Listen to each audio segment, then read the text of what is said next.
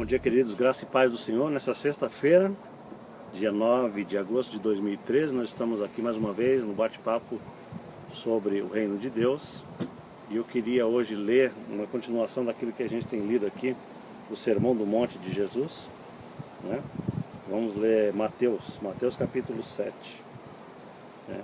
Diz assim a palavra de Deus: não julgueis, para que não sejais julgados, porque com o juízo com que julgardes, sereis julgados, e com a medida com que tiverdes medido, vos hão de medir a vós.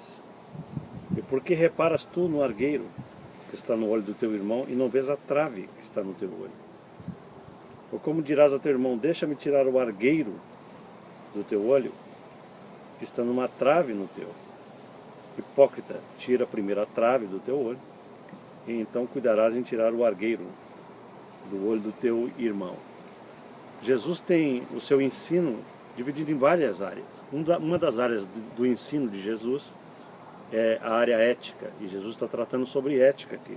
Ética significa como devemos agir e como devemos nos comportar acertadamente em relação às situações. Ele está falando o seguinte, que nós não podemos julgar, e as pessoas pegam esse texto e dizem assim: ninguém pode julgar ninguém. Só que Jesus não está falando isso aqui. Jesus só está falando o seguinte: cuidado quando você julga alguém, porque na mesma medida em que você julga, você será julgado de volta. Se você está falando que tal pessoa é tal coisa, essa outra pessoa dirá para você: então vamos ver a sua vida, como que você é. Então, esse julgamento é um julgamento de autoridade moral. Quando uma pessoa tem autoridade moral para falar algo na vida de outro, então ela tem autoridade para falar algo para essa pessoa, no sentido de trazê-la para a verdade, trazê-la a um acerto de atitude. Mas se a pessoa não tem autoridade moral, então ela cai dentro da categoria que Jesus está falando de hipócrita. Por quê? Porque ela está tentando consertar algo na vida de outro em que ela mesma está vivendo e praticando. Ela está tentando mudar a vida de uma outra pessoa, sendo que ela mesma está tendo problemas ou na mesma área ou em outras áreas piores.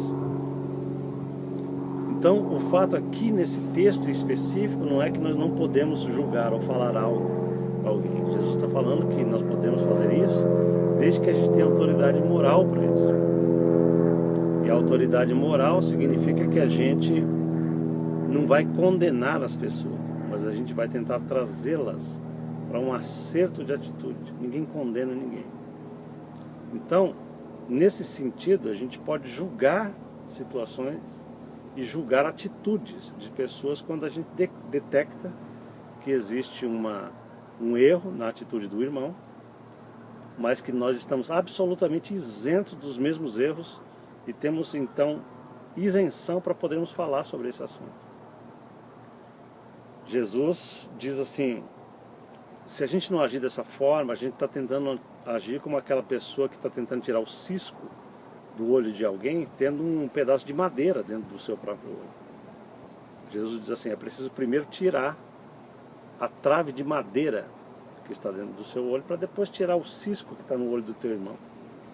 Então a primeira situação de julgamento é essa: quem tem autoridade moral tem condições de falar para alguém dos acertos e dos erros que essa pessoa está tendo, desde que a vida dela, dessa pessoa que está arguindo com a outra pessoa, tenha bases sólidas, estabelecidas, autoridade moral, para que ela possa chegar e falar para essa outra pessoa. Do contrário, ela deve ficar quieta. Jesus diz assim: fique quieto, não fale, não tente ser o consertador de vidas, se você não está consertando a sua própria.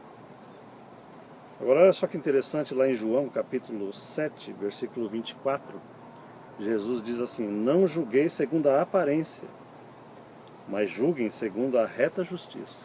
Vocês perceberam como Jesus está dizendo que nós podemos julgar desde que seja pela reta justiça?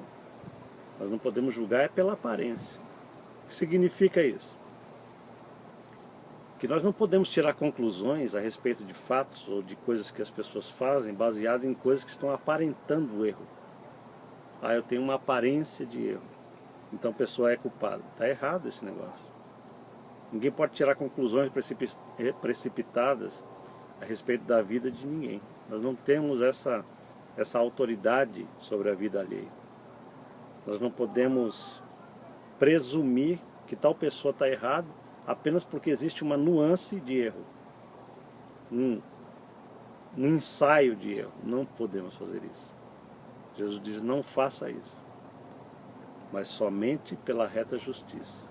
Se for detectado o erro, se for comprovado o erro, e se você tiver condições de dar uma palavra de ajuda, uma palavra de acerto na vida dessa pessoa, então é hora de falar, desde que a sua vida esteja em plena autoridade, para que você possa admoestar alguém, que você possa trazer uma palavra de Deus para essa pessoa.